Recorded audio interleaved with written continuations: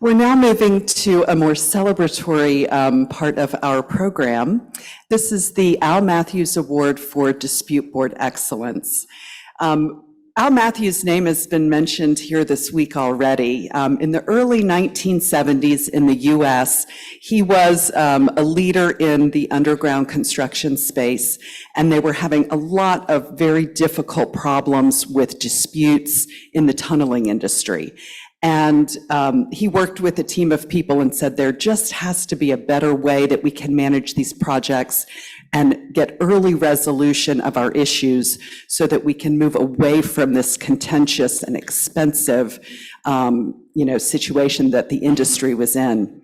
In 1975, Al Mathews served on the very first dispute board. It was on a tunnel in Colorado in the US. And it went so well that it began to take root and spread. And so we always are very grateful for that innovation that Al Mathews brought to our industry. And we take this opportunity to give an award on an annual basis to a person or sometimes multiple people who exemplify the spirit that Al Mathews brought to this process and who has really given exemplary service to the dispute board community as well as the DRBF. We have a web page on our website where you can review the many people who have been awarded over the years. And today I am going to invite one of our previous recipients, Graham Easton, to introduce this year's recipient.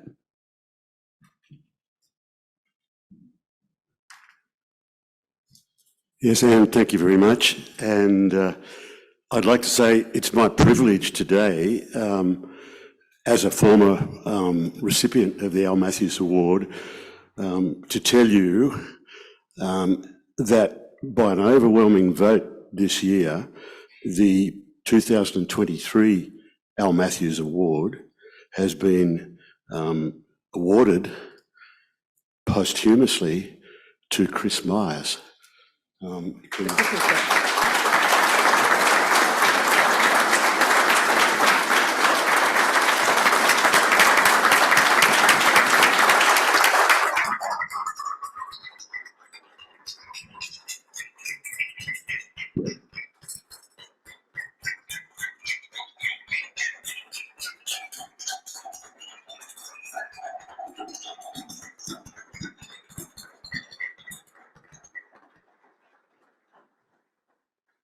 Now, for those of you who don't know Chris's history, I'd just like to tell you a little bit about it.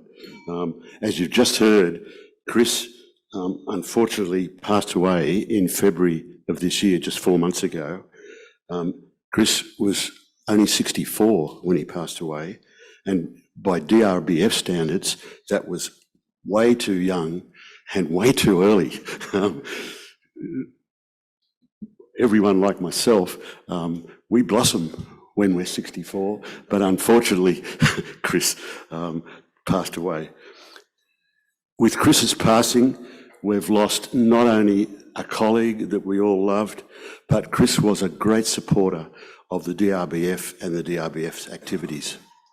Although Chris lived and worked, he lived in the UK, he did a lot of work in the UK, but he also did a lot of work around the world, and there's no doubt that his heart was in Latin America. He was one of those exceptional people who really loved working and contributing to dispute boards in Latin America. Chris first joined the DRBF in 2006, and since that time he served as a director on the Region 2 board. He was president of the Region 2 board in 2014, 2015. And in his role on the Region 2 board, he also served on the executive board of the DRBF, and he served on several committees of the executive board of the DRBF.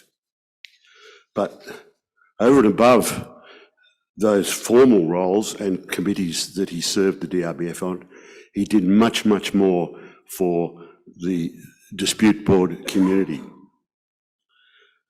His greatest remembrance for us will be what he did to promote dispute boards in Latin America. We particularly remember his drive and his leadership of the dispute board program leading up to the Olympics in Rio de Janeiro in 2016. Chris was the catalyst for the development of dispute boards in Rio, and that in turn has evolved into what we see here today, with not only the expansion of dispute boards dramatically across Latin America, but also the establishment of Region 4 and the whole regional governance that you've heard a lot about during the conference can be traced back to Chris's contribution to the DRBF. I'll finish by saying I can't think of any better way to remember Chris than by quoting what Fernando said at the opening of the conference here yesterday. And I quote, Fernando said to us, "We will dedicate these 2 days of the conference to Chris Myers." And Fernando said that without knowing that we were about to award Chris the Al Mathews Award. So prophetic.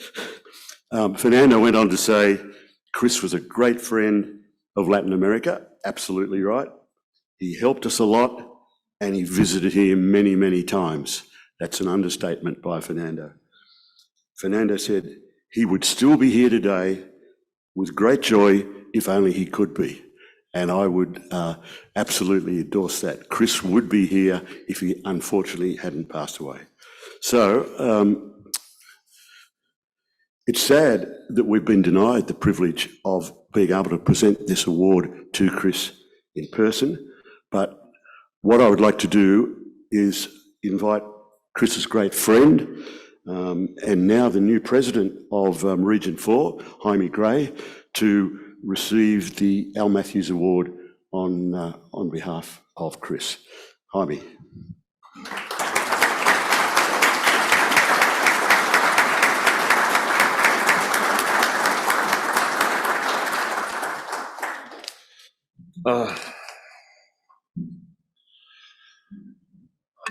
There is a time and a season for every purpose under heaven.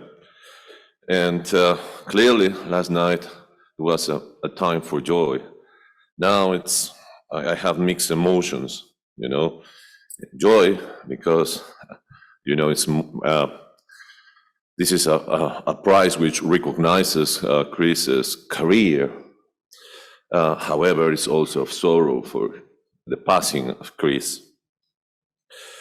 Terry Myers, Chris's wife, has requested that I accept this award on her and Chris's behalf.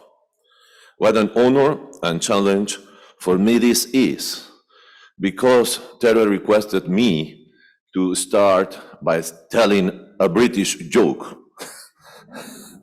And that's clearly impossible for me. I'm too Peruvian, too Latin American. Let me start by saying that Chris was the person who so kindly and expertly guided many of us in the proper use of dispute boards here in Latin America.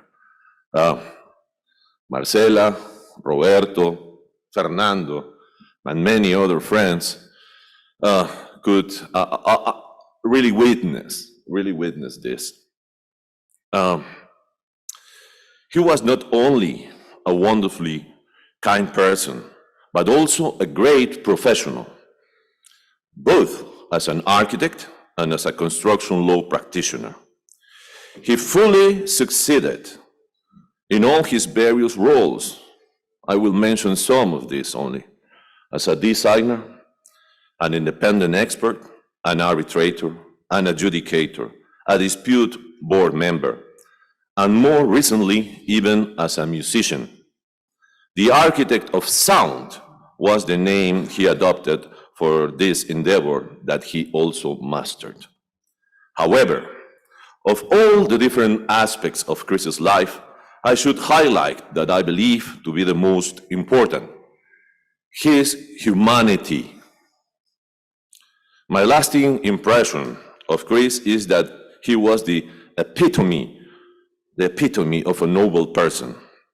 He was not just the complete professional who introduced you to the world of dispute boards. He was a gentle guide who explained every relevant aspect of dispute boards with a fine British sense of humor. He did that all across the Americas. In Brazil, he had a very special connection with Fernando Marcondes.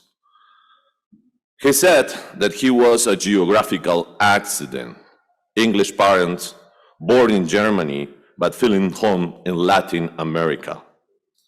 As a friend, he was a caring and attentive companion who invited you to share a weekend at his and Tere's home in Bath, where he would prepare the most delicious roast lamb and minsons you ever likely to taste. Believe me. Chris and Tere were a fantastic team in business, professionally, and as a couple. As I mentioned, I couldn't tell a joke.